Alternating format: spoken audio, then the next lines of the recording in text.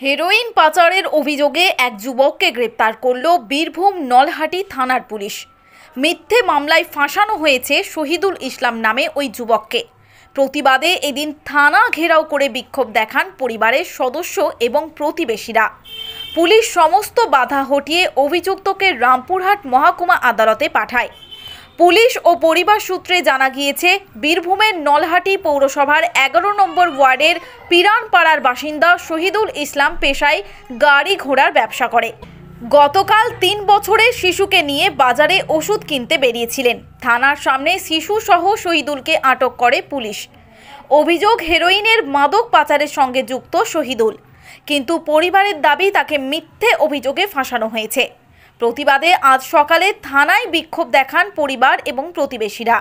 Police তাদের বলপূর্বক সরিয়ে দিয়ে আদালতে নিয়ে চলে যায়। রামপুরহাট থেকে বিশ্বজিৎ রায়, বাপ্পার রিপোর্ট, বীরভূম নিউজ।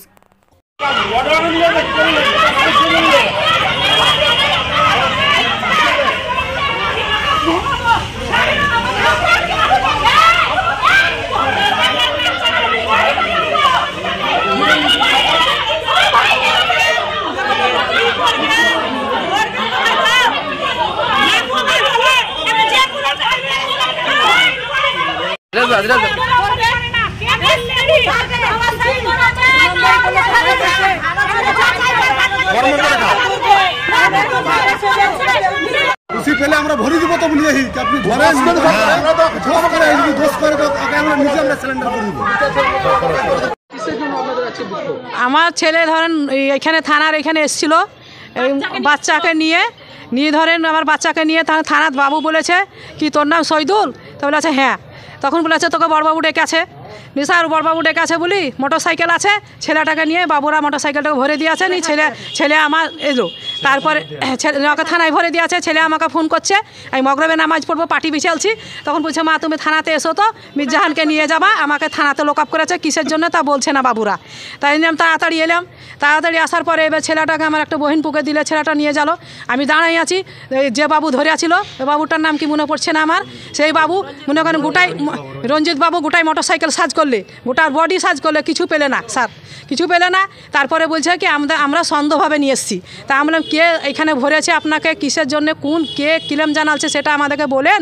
তাই বলছি, তা বলছে না এটা বলা হবে না, এটা জটিল লোকে ভরে আছে। তা বলি তো আমরা জানি না, তা আপনারা আমাদেরকে একটুকু পার্সোনাল বলেন তাহলে আমরা বুঝতে পারবো। কিন্তু কোনো মতেই বলছে না। তখন এবার আমাদেরকে বললে কি বড়বাবুর হাতের কেস, ওই যে বাবু ধরে নিয়ে আসছে সে বাবু ছেড়ে দিবে। আমরা এখানে 1:30টা পর্যন্ত থানাতে আছি। তারপরে আর এক বাবুর হাতে দিচ্ছে, নিয়ে আর এক বাবু বলছে কি হ্যাঁ। তারপরে নিয়ে এবার বলছে কি না আজকে হবে না, চালান হবে।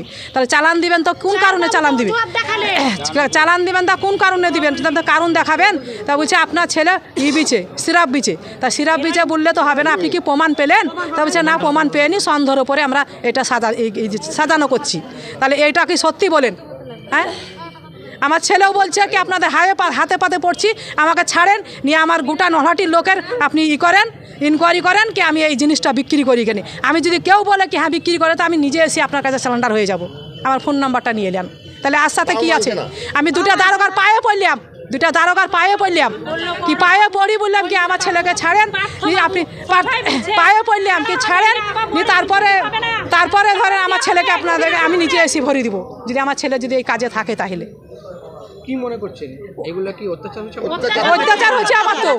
তাহলে অত্যাচার, তাহলে যারা আসল আসামি তাদেরকে ধরছে না। আমার ছেলে ভালো ছেলে দেখে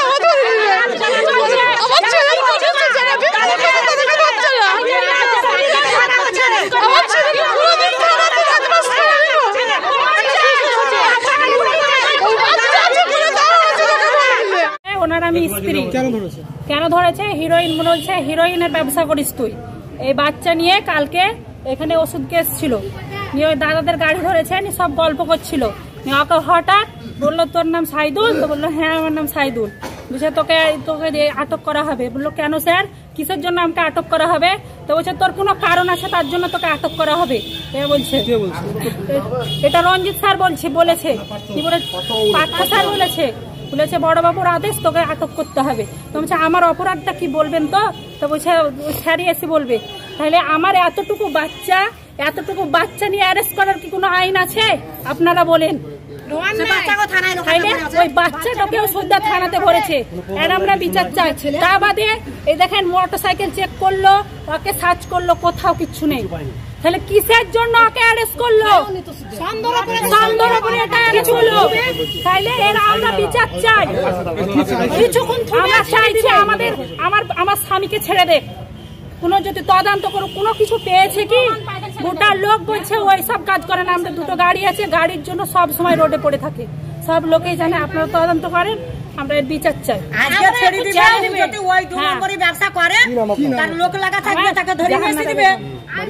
বাড়ি নলহাটি পিরানপাড়া, 11 নম্বর ওয়ার্ড। কথা বললেন নলহাটি জুড়ে তো গোলা চলছিল, তাহলে এমনি হঠাৎ কেন?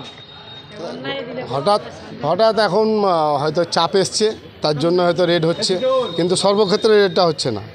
আমিও চাই যে প্রশাসন সাধারণ মানুষের স্বার্থে সবসময় কাজ করুক, এই কারো ক্ষেত্রে অনীহা, কারো ক্ষেত্রে সক্রিয়, এইসব জিনিসগুলো যাতে না হয়, সবার ক্ষেত্রে সমান হোক। তো আমরা চাই সর্বদা সবসময় প্রশাসনের পাশে, আমরা সাধারণ মানুষের স্বার্থে প্রশাসনকে যথেষ্ট আমরা হেল্প করি।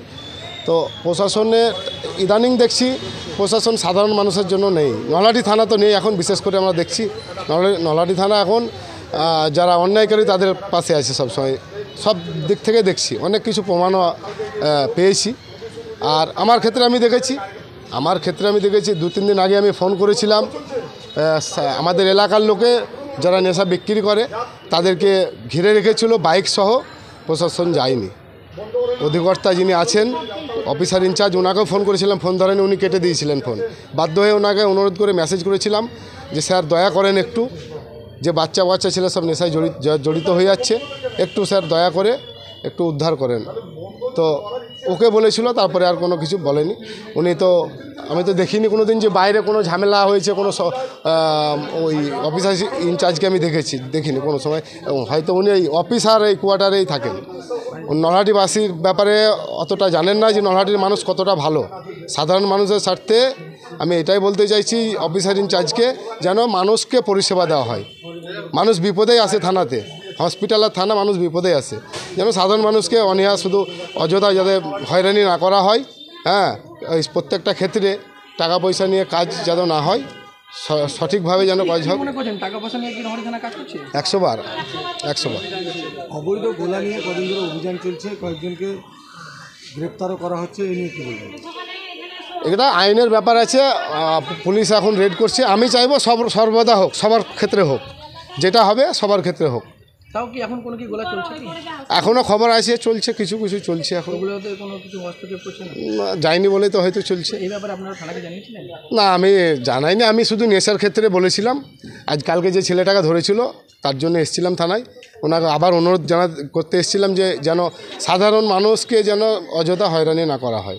আপনি একটা কথা বললেন টাকা পয়সা নিয়ে কাজ হচ্ছে, তাহলে কি টাকা পয়সা নিয়ে বড়দেরকে ছেড়ে দেওয়া হয়েছে আর গরিবদের উপর অত্যাচার হচ্ছে? 100 বার সাধারণ মানুষ পরিষেবা যেখানে পায় না সেখানে তো বলবেই। সাধারণ মানুষ পরিষেবা পেলে তো এর আগে তো কোনো কমপ্লেন আসেনি সেরকম থানার বিরুদ্ধে। সাধারণ মানুষ পরিষেবা পেয়েছে বলে আসেনি। প্রচুর আছে, প্রবলেমে আছে, সাধারণ মানুষ পরিষেবা পাচ্ছে না।